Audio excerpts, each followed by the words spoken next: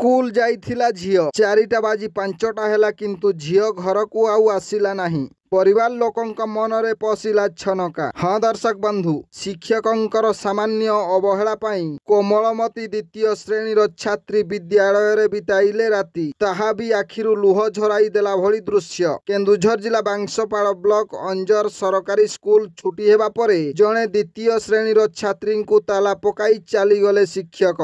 बहु समय अपेक्षा करिबा परे छात्री जनक घरे न पहुंचीबा परे राति सारा खोजा खोजी करिथिले परिवार लोक माने, किंतु सबु परे भी विफल। सेपटे झरका भांगी बाहर को आसीबा पई चेष्टा करी आहत अवस्था रे फसी रहिथिले छात्री जनक झरका फांकरे। स्कूल खोलिबा परे परिवार लोकंक सह ग्रामवासी छात्री को उद्धार करी जिला मुख्य चिकित्सालय रे भर्ती करिथिबा जणा पड़िछि। केउठी शिक्षक माने मद पी माताल हेउछंती तो पुणी आउ केउठी निर्धारित समय रे पहुंची पारु नाहंती, पुणी आउ केउठी एही भली अभावनीय घटना घटुछि जद्वारा सरकारी स्कूल प्रति अभिभावक मानकर इच्छा शक्ति कमी गलानी पिला माननकु पाठ पढ़ाइबा पई। ब्यूरो रिपोर्ट, जनजागरण ओडिया। वीडियो गुडी को आपण मानकु भलो लागुथिला हम चैनल को सब्सक्राइब करिवा सह लाइक शेयर करिवा को भूलंतु नाही।